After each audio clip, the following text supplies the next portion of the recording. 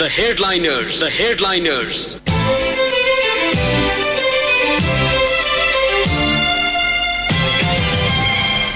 नमस्कार श्रोता, रेडियो कान्तिपुरको नियमित कार्यक्रम द हेडलाइनर्स लिएर आज म अनिल बोगटी उपस्थित भएको छु। कार्यक्रममा आज हामी प्रधान न्यायाधीश चोलेन्द्र शमशेर जबरा विरुद्धको महाभियोग प्रस्ताव अघि बढ्न नसकिरहेका बेला संसदको अधिवेशन अन्त्य भएपछिको अवस्था र यसले पार्ने प्रभावबारे संविधानविद टीकाराम भट्टराईसँग कुराकानी गर्दैछौँ।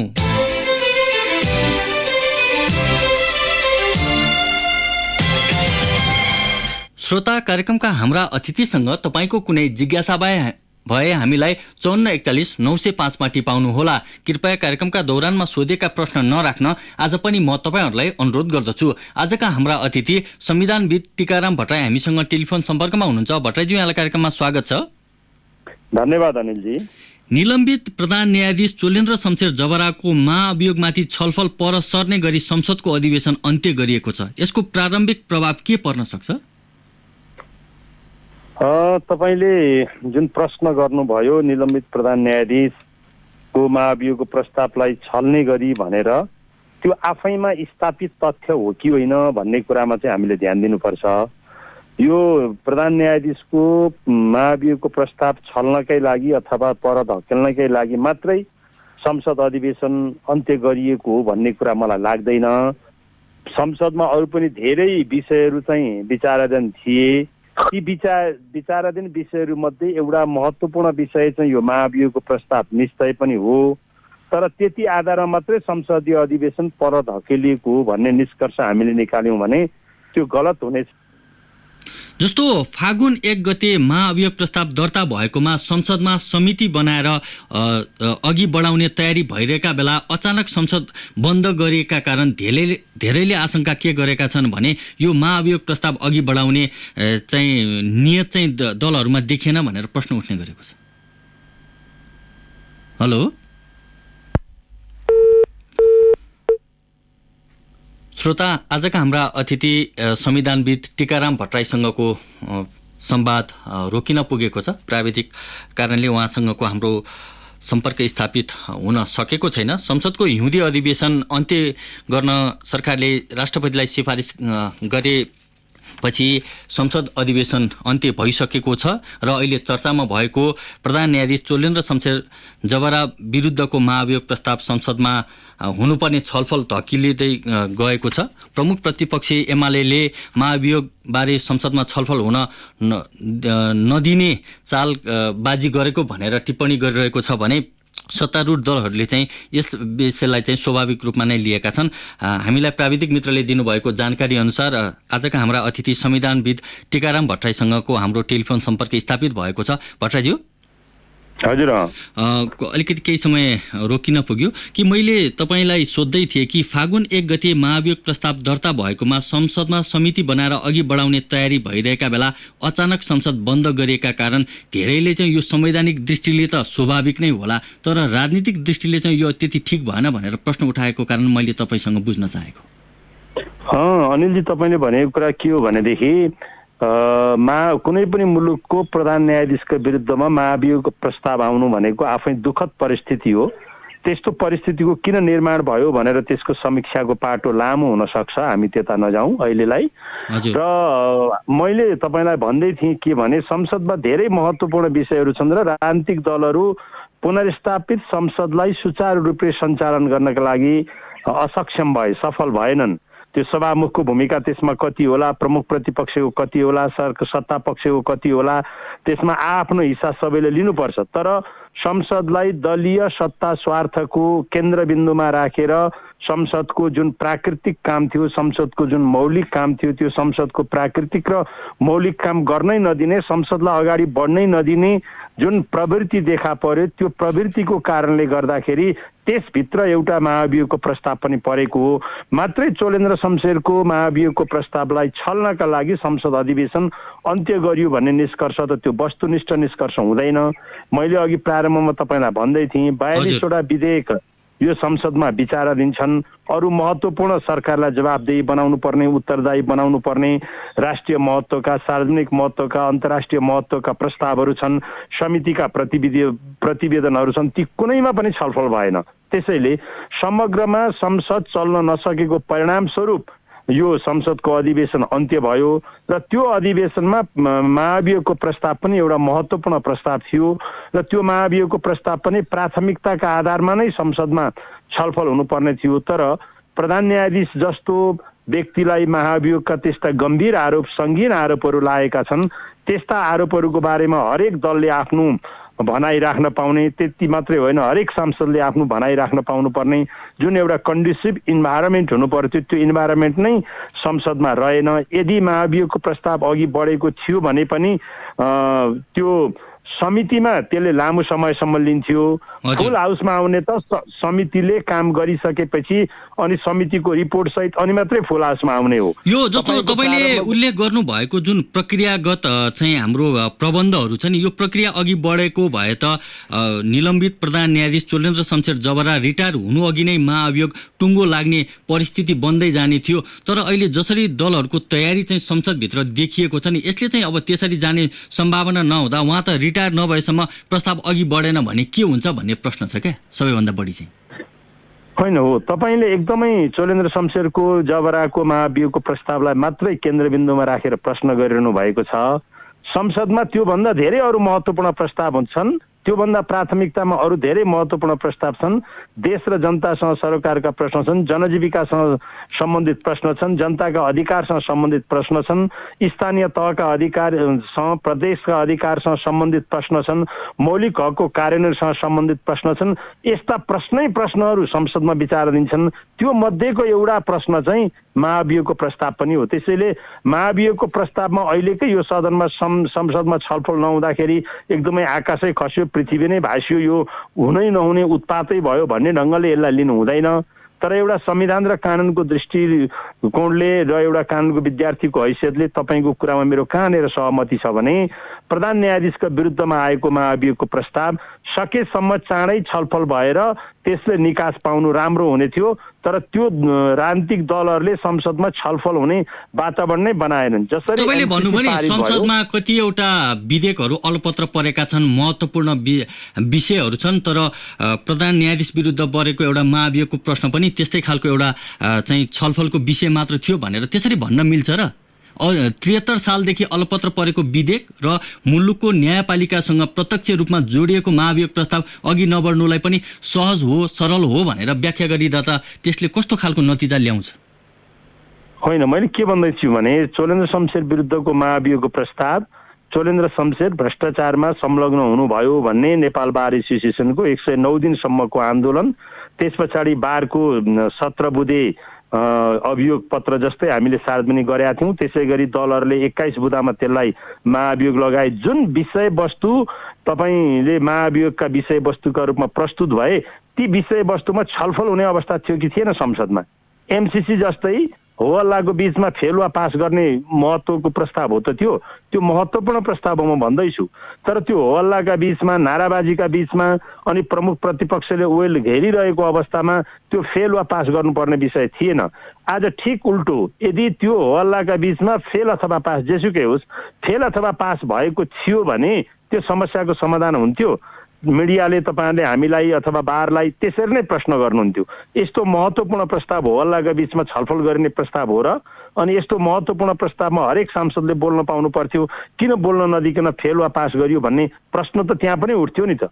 जति महाभियोगको प्रस्ताव महत्त्वपूर्ण हो त्यो महाभियोगमा छलफल गर्न पाउनुपर्ने संसदको अधिकार हो। प्रत्येक सांसदले त्यसमा आफ्नो अभिमत राख्न पाउने सांसदहरूको अधिकार हो। त्यो अधिकारको प्रयोग गर्न सक्ने अवस्था संसदमा थियो कि थिएन, यो ढङ्गले पनि विश्लेषण गरौँ भन्न खोजेको मैले अनिलजी।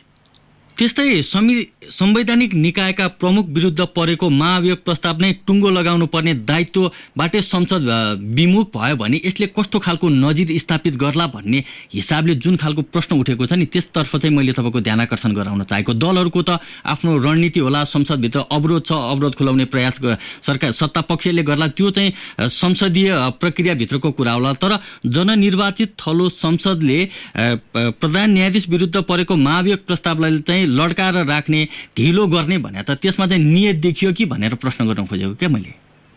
हो, त्यसरी प्रश्न उठ्छन् सार्वजनिक सञ्चार माध्यममा, यसरी प्रश्न उठेको कारणले दलहरू जिम्मेवार हुन्छन्, त्यसले एउटा जनमत बनाउँछ।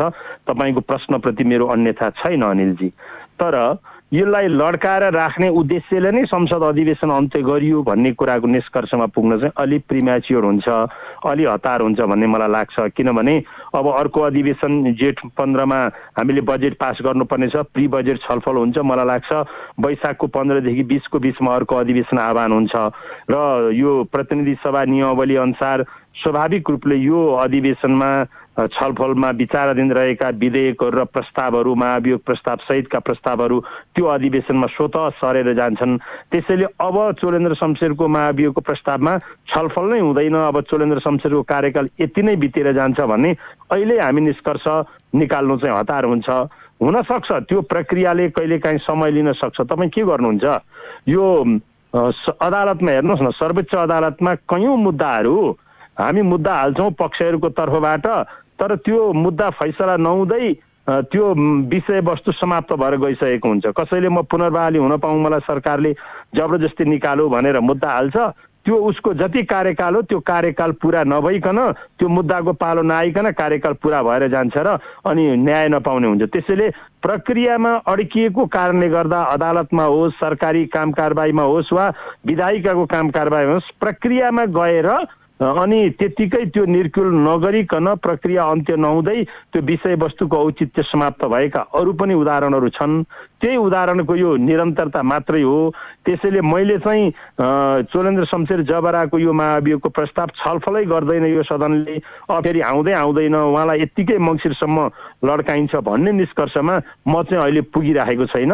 मलाई चिन्ता चाहिँ कहाँ छ भने जस्ता गम्भीर आरोपहरू चोलेन्द्र शमशेरको विरुद्धमा लगाइएका छन्, ती गम्भीर आरोपको बारेमा अब त्यो 12 सदस्यीय जुन समिति बनेको छ त्यो समितिमा तपाईको त्यो समितिले 2 महिनाको टाइम लिएर चोलेन्द्र शमशेर जबरा आरोपित प्रधान न्यायाधीश चोलेन्द्र शमशेर जबरासँग तपाईले यो आरोपको बारेमा के भन्नुहुन्छ भनेर उहाँलाई सफाईको मौका दिन्छ, सर्वसाधारण जनतासँग उजुरी आह्वान गर्छ, बार एसोसिएसन सरकारवाला संस्थाका प्रतिनिधिहरूलाई त्यहाँ बोलाउँछ, अनि त्यसले छानबिन गरेर ती प्रत्येक आरोपको बारेमा एक एक गरेर छानबिन गरेर अनि नेपाली जनता पनि ढुक्क हुने गरिकन हाम्रो संसदले निष्कर्ष निकाल्छ कि निकाल्दैन, चिन्ता चाहिँ त्यो हो। 15 दिन, 1 महिना, 2 महिना ढिला भयो भन्ने चिन्ता चाहिँ त्यति ठुलो चिन्ता हो जस्तो मलाई लाग्दैन। जस्तो व्यक्ति राम्रो होला, नराम्रो होला, असल होला, खराब जे भए पनि कसै विरुद्ध परेको मुद्दा चाहिँ उसले समयमै कानुनी उपचार पाउनुपर्छ भन्ने चाहिँ यो सर्वमान्य सिद्धान्त हो, यो मान्यता हो, त्यसमा तपाईँ सहमत हुनुभयो।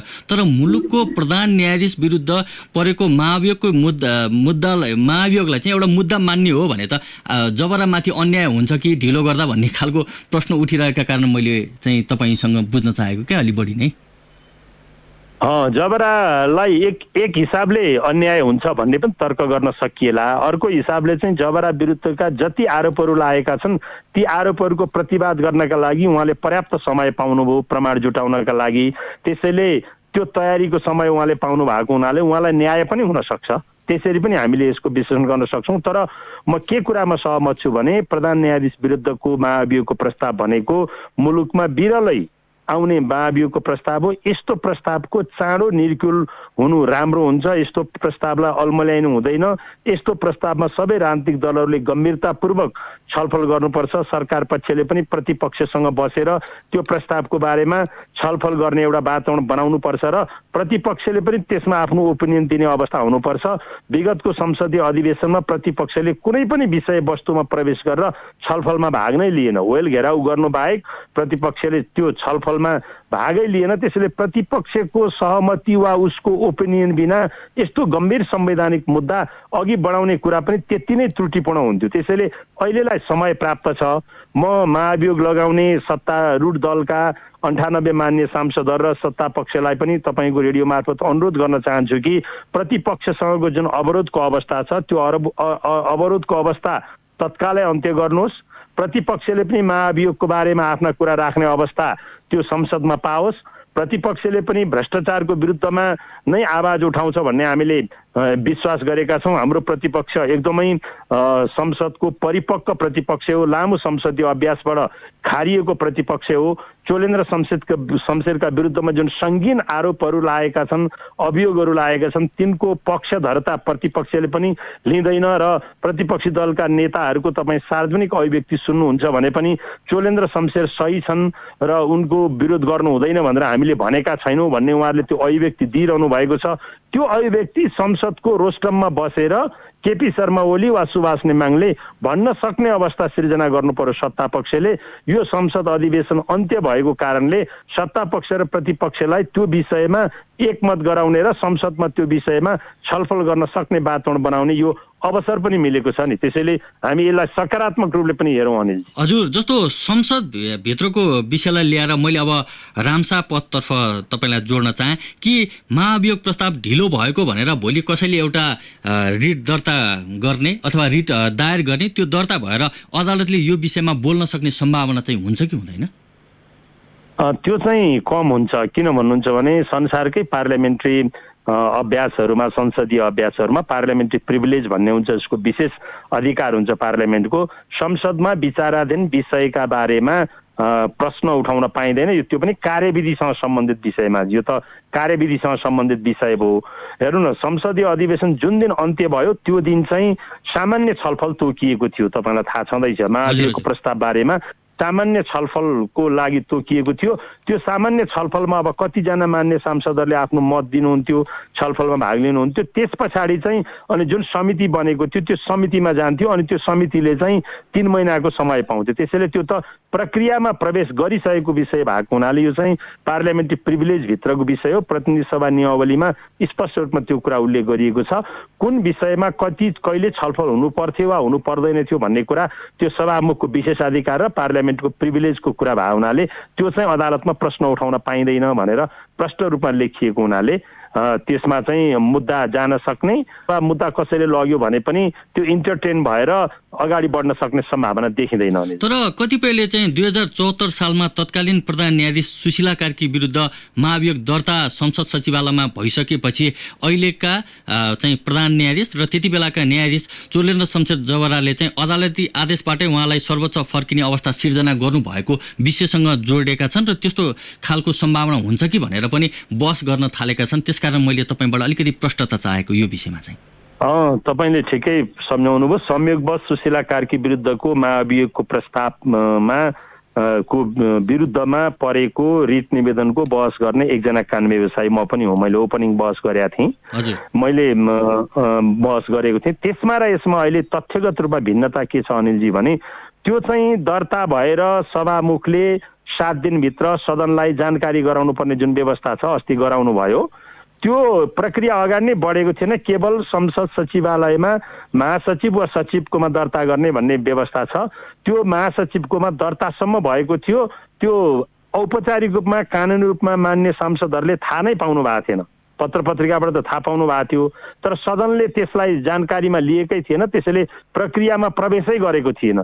यो चाहिँ प्रक्रियामा प्रवेश गरिसकेर अनि छानबिन समिति समेत गठन भएर सामान्य छलफल समेत भइसकेको विषय भएको हुनाले अब यो चाहिँ ढिलो भयो भनेर अब चाहिँ प्रश्न उठाउन पाइँदैन। त्यसैले त्यति बेलाको र अहिलेकोमा यो तथ्यगत भिन्नता छ। अब यो महाभियोगको विषय निकै नै चर्चा बहस भएको, अब संविधानका दृष्टिले, कानुनका दृष्टिले, अन्तर्राष्ट्रिय अभ्यासहरूका कारणले पनि यो विषय चर्चाको विषय हो। चाहिँ त्यति धेरै उदाहरणहरू चाहिँ प्रधान न्यायाधीश विरुद्ध अथवा न्यायाधीश विरुद्ध महाभियोगको प्रस्तावहरू गएको चाहिँ त्यति देख्न पाइँदैन। जस्तो कतिपयले चाहिँ के भन्ने गरेका छन् भने कलकत्ता हाइकोर्टका न्यायाधीश भी रामास्वामी विरुद्ध सन् 1993 मा लोकसभामा एउटा महाअभियोग प्रस्ताव पेश भएको थियो, त्यो 2/3 पारित हुन सकेन, त्यसपछि चाहिँ उहाँले राजीनामा गर्नुभयो। यो खालको बहस के हुँदैछ भने नेपालको हकमा पनि त्यस्तै भइदियो हुन्थ्यो, उहाँले राजीनामा दिए हुन्थ्यो चोलेन्द्र शमशेर जवराले भन्ने खालको अपेक्षा चाहिँ प्रकट भइरहेका छन्। त्यो हुने सम्भावना तपाईँ देख्नुहुन्छ? उहाँले बिचमै राजीनामा दिने अथवा सहज बहिर्गमनको बाटो रोज्ने सम्भावना के देख्नुहुन्छ? तपाईँले प्रारम्भमा हेर्नुभयो भने नेपाल बार एसोसिएसनले प्रधान न्यायाधीशको राजीनामा माग गरेको थियो। 100 दिन लगभग 109 दिनसम्म राजीनामाको माग गरेको थियो। त्यसको बिचमा 45 या 46औं दिनमा नेपाल बार एसोसिएसनले दलहरूलाई उहाँले राजीनामा नदिइसकेपछि अनि अब संवैधानिक प्रक्रिया अघि बढाऊ भनेर दलहरूको ध्यानाकर्षण गरेको थियो। र अहिले पनि तपाईँ रामशाहपथ तपाईँ अघि भन्दै हुनुहुन्थ्यो, रामशाहपथको बाटो हिँड्नुभयो भने नेपाल बार एसोसिएसनको भवनमा रातो कालो ब्यानरमा सेतो अक्षरले विवादित प्रधान न्यायाधीश राजीनामा देऊ भन्ने ब्यानर अहिले पनि बारले टाँगिरहेको छ। र हामी प्रधान न्यायाधीश जस्तो गरिमामय पदमा आसीन व्यक्ति, अहिले त चोलेन्द्र शमशेर हुनुभयो, तर त्यो पद गरिमामय पद हो, आस्थाले श्रद्धा गर्नुपर्ने, शिर झुकाउनु पर्ने पद हो। त्यस्तो पदमा आसीन जुनसुकै व्यक्ति होस्, कुनै पनि सार्वजनिक रूपमा त्यो अभियोग लाग्यो र त्यो अभियोगको वस्तुनिष्ठ ढङ्गले उहाँले जवाफ दिनु भएन भने उहाँले राजीनामा गर्नुपर्दछ भन्ने हामी मान्यता हाम्रो आन्दोलनको सुरुवातमा पनि हामीले राखेका थियौँ। र अहिले पनि हामीलाई महाभियोगको प्रस्ताव अगाडि बढिसकेको भए तापनि अहिले जति अभियोगहरू लागेका छन् त्यो अभियोग लागिसकेको सन्दर्भमा उहाँले राजीनामा गर्नु नै मुलुकका निम्ति, उहाँका निम्ति, संवैधानिक अभ्यासका निम्ति र स्वतन्त्र न्यायपालिकाका निम्ति हितकर हुनेछ। उहाँले जसरी जिद्दीपन गरेर राजीनामा नदिने प्रवृत्ति देखाउनु भयो, बाल हट देखाउनु भयो, विगतको कुरा म तपाईँलाई श्रोता समक्ष फेरि तपाईँ मार्फत स्मरण गराउन चाहन्छु। उहाँलाई कोभिड-19बाट उहाँ प्रभावित हुनुभयो, हस्पिटल भर्ना गरिएको भनेर सार्वजनिक विज्ञप्ति सर्वोच्च अदालतले निकालेन, उहाँले ढाँट्नुभयो। सशस्त्र प्रहरीले त्यो विज्ञप्ति निकाल्यो, बार एसोसिएसनले त्यो विज्ञप्ति प्राप्त गर्यो। अनि बार एसोसिएसनले उहाँ त बिरामी हुनुभयो, बिरामी भएको अवस्थामा त गभर्मेन्टले जारी गरेको हेल्थ प्रोटोकल अनुसार त उहाँसँग संसर्ग गर्न मिल्दैन, न्यूनतम 10 दिन त उहाँ आइसोलेसनमा बस्नुपर्छ, त्यसैले उहाँको सट्टा वरिष्ठतम न्यायाधीशलाई कामकाज गर्न दिनुपर्छ भनेर बार एसोसिएसनले त्यो धरनाको बिचमा गेटमा त्यो भाषण बारका पदाधिकारीहरूले गरिसकेपछि अनि उहाँ तुरुन्त 3 दिनका दिन घर आउनुभयो। जनताप्रति, संसदप्रति सार्वजनिक जवाफदेहिता भएको व्यक्तिले जनतालाई कत्रो ढाँट्नुभयो, कत्रो धोका दिनुभयो र त्यस्तो अवस्थामा पनि उहाँले राजीनामा दिनु भएन। त्यसैले चोलेन्द्र शमशेरको बालहट, जिद्दीपन र यो संस्था जेसुकै होस् म चाहिँ कोहीसँग पनि झुक्दिन भन्ने कारणले गर्दाखेरि त्यो संस्थाको गरिमा र प्रतिष्ठालाई उहाँले धुलिसात बनाउनु भयो। त्यसैले उहाँले राजीनामा गर्नुहुन्छ होला भन्ने त हामीले अहिले अपेक्षा गरेका छैनौँ। हजुर भट्टराईज्यू, तपाईँलाई हामीले केही बेर रोक्नुपर्ने बेला भएको छ, हामीले ब्रेक लिनुपर्ने बेला भएको छ। हामी ब्रेक लिन्छौँ, ब्रेकपछि श्रोताका प्रश्न र हाम्रा बाँकी जिज्ञासाहरू लिएर आउनेछौँ। तबसम्म टेलिफोन सम्पर्कमै रहिदिनु हुन म तपाईँलाई अनुरोध गर्दछु। अब ब्रेकको पालो।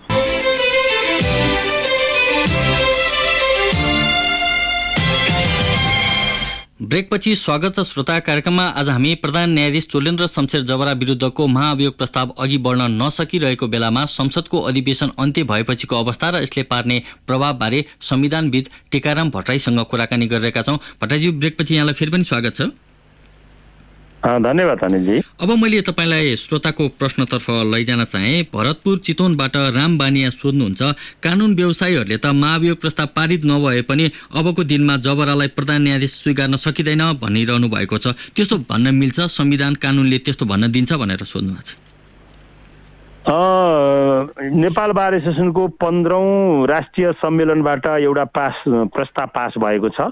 हामीले महाभियोग प्रस्ताव पारित भए पनि नभए पनि भन्ने शब्द त प्रयोग गरेका छैनौँ, तर प्रधान न्यायाधीशको लाई जति अभियोग लागेका छन् त्यो अभियोग लागिसकेको सन्दर्भमा त्यस्तो प्रधान न्यायाधीशलाई अब कुनै पनि रूपमा हामी स्वीकार्न सक्दैनौँ भन्ने कुरा उसले राखेको छ। त्यो एउटा पोलिटिकल स्टेटमेन्ट हो बार एसोसिएसनको। हामीलाई विश्वास के छ भने यस्तो गम्भीर सङ्गीन अपराध र अभियोग लागेको प्रधान न्यायाधीशलाई संसदमा कुनै पनि राजनीतिक दलहरूले उहाँलाई बोक्न सक्दैनन्। चोलेन्द्र शमशेरको पक्षमा एकजना मान्य संसद पनि छाती खुलाएर शिर ठाडो पारेर उभिन सक्दैन र एकमत पनि पर्न सम्भवै छैन भन्ने हाम्रो विश्वास हो। तर हाम्रो पोलिटिकल स्टेटमेन्ट हाम्रो राष्ट्रिय सम्मेलनले पारित गरेको चाहिँ के हो भने यस्तो सङ्गीन अपराधमा संलग्न भएको व्यक्तिलाई अब हामी चाहिँ प्रधान न्यायाधीशको रूपमा स्वीकार गर्न सक्दैनौँ भनेर सम्मेलनले त्यो उद्घोषण गरेको ठिकै हो। त्यो झापाबाट प्रदीप धमला र मोरङबाट चुडामणि भट्टराईले एउटै आशयको प्रश्न सोध्नु भएको छ। अहिलेको यो महाभियोगको विषय हेर्दा त भोलिको दिनमा कसैले 25% चाहिँ सांसद हुने कुनै दलले चाहिँ न्यायाधीश अथवा संवैधानिक निकायका पदाधिकारीहरू विरुद्ध महाभियोगको प्रस्ताव ल्याइरहने सक्ने सम्भावना चाहिँ हुन्छ कि हुँदैन भनेर सोध्नु भएको छ। अब यो चाहिँ महाभियोगको संवैधानिक व्यवस्था संसारका प्राय सबै डेमोक्रेटिक कन्स्टिट्युसनहरूमा राखिएको छ। त्यही अनुसार हामीले पनि राखेका हौँ। संसारमा पनि त्यस्तो भएको छैन। त्यो काल्पनिक एउटा प्रश्न त हो, त्यतातर्फ एउटा बौद्धिक बहस त गर्न सकिन्छ, तर सधैँभरि त्यस्तो हुन्छ। सधैँभरि चोलेन्द्र प्रवृत्ति बोकेका मान्छेहरू संवैधानिक अङ्गमा पुग्छन्, प्रधान न्यायाधीशको पदमा पुग्छन् भन्ने हामीले त्यो अनुमान गर्नु हुँदैन। र अब 98 जना सांसदहरूले यतिकै लडको भरमा बिना आधार बिना कारण एउटा स्वच्छ प्रवृत्ति भएको व्यक्तिलाई महाभियोग लगायो भन्ने निष्कर्षमा पुग्नु हुँदैन। तपाईँ सम्झिनुहोस् न, जो प्रश्नकर्ता हुनुहुन्छ श्रोता, सुशीला कार्कीको विरुद्धमा महाभियोगको प्रस्ताव लाग्दाखेरि त्यो महाभियोगको प्रस्तावको विपक्षमा जनमत थियो भने अहिले चोलेन्द्रको पक्षमा लाग्दा विरुद्धमा लाग्दा त्यो महाभियोगको पक्षमा जनमत छ नि। त्यसैले जनमतको पनि सांसदहरूले ख्याल गर्छन् र हाम्रा सांसदहरू बुद्धिमत्तापूर्ण ढङ्गले निर्णय गर्छन् भन्ने हामीले त्यो अनुमान गर्नुपर्छ। जोसुकै न्यायाधीश वा प्रधान न्यायाधीशलाई बिना आधार र कारण महाभियोगको प्रस्ताव आउँदैन भन्ने विश्वास संविधानले गरेको छ। प्रमुख प्रतिपक्षी दलले काउन्टर महाभियोगको विषय निकै नै ल्याएको कारण यो जनमानसमा यस्तो खालको प्रश्न अथवा जिज्ञासा अथवा यो खालको अनुमान गर्ने अवस्था सिर्जना भएको भन्ने चाहिँ लाग्दैन तपाईँलाई? तपाईँले जुन शब्द प्रयोग गर्नुभयो काउन्टर महाभियोग भन्ने, यो नै यो कर्णप्रिय कुरा होइन। यो एकदमै हाम्रो प्रमुख प्रतिपक्षलाई चाहिँ यो लडको भरमा सनकको भरमा प्रमुख प्रतिपक्ष चल्छ भन्ने त्यो माइन्डसेटबाट त्यो प्रश्न तपाईँले त जनतामा जनमानसमा उठेको प्रश्न गरिरहनु भएको छ। त्यो माइन्डसेटबाट त्यो प्रश्न चाहिँ निर्देशित छ। इन्काउन्टरमा महाभियोग भन्ने हुँदैन। त्यो हास्यास्पद कुरा हो, लज्जास्पद कुरा हो। महाभियोग लाग्ने संविधानमा प्रष्ट आधारहरू छन्। त्यस्ता आधारहरू देखिएको अवस्थामा भ्रष्टाचारमा संलग्न र पदीय कर्तव्य इमान्दारितापूर्वक वहन गर्न नसक्ने संवैधानिक पदाधिकारीका विरुद्धमा महाभियोग लाग्छ। यो 98 सांसदले उसका विरुद्धमा ल्याउनु भयो, त्यसैले हामी अर्काका विरुद्धमा ल्याउँछौँ भनेर प्रमुख प्रतिपक्ष त्यस्तो निष्कर्षमा पुग्छ होला। हाम्रो जस्तो एकदम खारिएको प्रतिपक्ष त्यस्तो निष्कर्षमा पुग्छ होला भन्ने मलाई लाग्दैन। त्यो चाहिँ हाम्रो प्रमुख प्रतिपक्षलाई होच्याउने कुरा हो। जे पनि लडको भरमा सनकको भरमा गर्छ भन्ने त्यो प्रमुख प्रतिपक्षलाई लगाइएको आरोप हो। म त्यस्तो आरोपसँग सहमत छैन। हाम्रो प्रमुख प्रतिपक्ष त्यस्तो अपरिपक्व निर्णय र निष्कर्षमा पुग्छ भन्ने अनुमान नगरौँ। हजुर भट्टराईज्यू, आजका लागि निर्धारित समय सकिएको छ। समय र संवादका लागि यहाँलाई धेरै धेरै धन्यवाद। यो अवसरका लागि मलाई पनि धन्यवाद। र संयोगवश आज सांस्कृतिक पर्व होली परेको छ। यो रेडियो सुनिरहनु भएका सबै नेपाली दाजुभाइ दिदीबहिनीहरूलाई सांस्कृतिक पर्व होलीको हार्दिक मङ्गलमय शुभकामना व्यक्त गर्छु। धन्यवाद। श्रोता, भोलि हामी नयाँ विषयवस्तुमा सम्बन्धित अतिथिसँगको कुराकानी लिएर आउने नै छौँ। तबसम्मका लागि न्युज डेस्कका सम्पूर्ण सहकर्मी प्राविधिक मित्र सागर खड्का र म अनिल बोगटीलाई आज्ञा दिनुहोस्। नमस्ते।